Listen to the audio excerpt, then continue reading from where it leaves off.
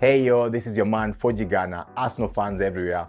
Massive big ups for the kind of love you're showing this channel. I'm getting messages from all four corners telling me, Foji Ghana, we love you. Thank you for the content you're putting out every week.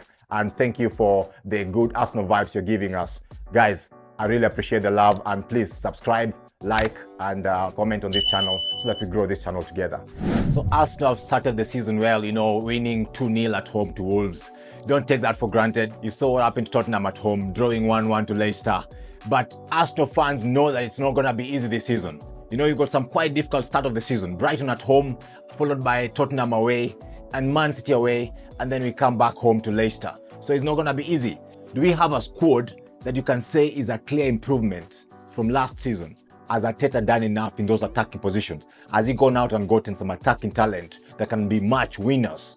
We know he has done very well in defense. Right now our defense is one of the best in the world. Our back four is elite. It's got aura about it. You've got White, you've got Saliba, you've got Gabriel, and now you've got Calafiori.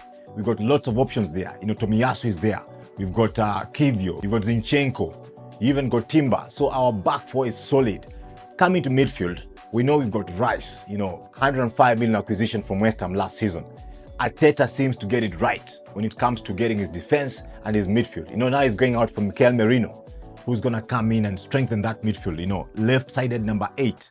It's going to be like Xhaka Mark II. So it's going to be Rice, MIKEL MERINO, and Odegaard in that midfield. That is a top midfield. Whatever standards you look at, that's a top midfield.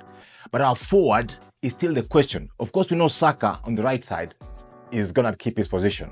But our left side and our number 9, are we confident we have the right quality in those departments? We need to go out and get players in those two positions. I say we need to go out and get at least a proper marksman, a proper gunman, a proper striker, someone who can guarantee us like 25 plus goals a season. Havertz cannot guarantee you that. Jesus cannot guarantee you that. So we need to go out there and get GYOKERES, guys. There's no need of trying to bluff around, try to mention lots of names. That was early in the season. Right now, the player we need to go for is GYOKERES. Full stop. If they're asking for 80 million, pay the money, bring him in. We need him. We cannot have 4 seasons without a Premier League, and yet this team has been one of the best performing teams in the Premiership.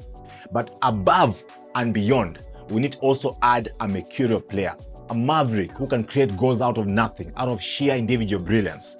And we've been linked with lots of players who can fit that category. Sane from Bayern Munich, Kingsley Coman from Bayern Munich as well. Those are players who can actually change the game through their individual brilliance. And of course, we've got this kid from Spain, Nico Williams, who can come in and become a really, really good player for Arsenal Football Club. But the rumor that came out today was about Ademola Lookman, who plays for Atalanta out there in Italy. This kid actually is now being sought by Liverpool, by PSG, and Arsenal are also said to be monitoring it very closely. Is this the kind of player that we need to go for? Let's recap one of his most memorable nights as a footballer, that 3-0 win against Bayern Leverkusen in the UEFA Cup final.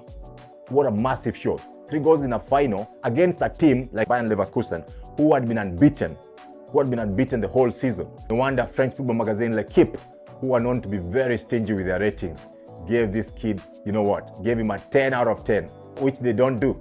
They don't do that very often. The only players who've gotten a 10 out of 10 from L'Equipe are the likes of Mbappe, Haaland, Neymar, Messi, Lewandowski. Those are the kind of players. This kid has got fire in his boots. But let's look at this kid, man. He didn't just come from nowhere. He didn't just shoot up like a star. This kid has been around the block. Back in 2016 is the first time I got wind of this kid.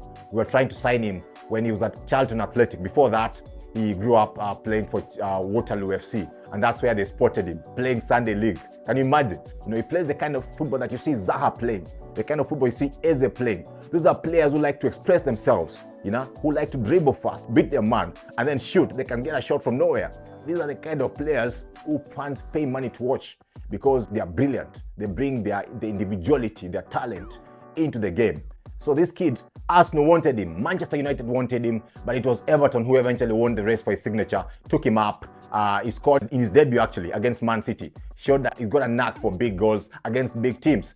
And then he doesn't have a good spell at Everton, so they send him out on loan to RB Leipzig. That was Sam Allardyce then, who was at Everton. He does very well there. In fact, he scores on his debut as well, coming off the bench. And then they sign him on a permanent, but he didn't still have enough playtime. They've got big players there, and they sent him back to the Premier League with Fulham.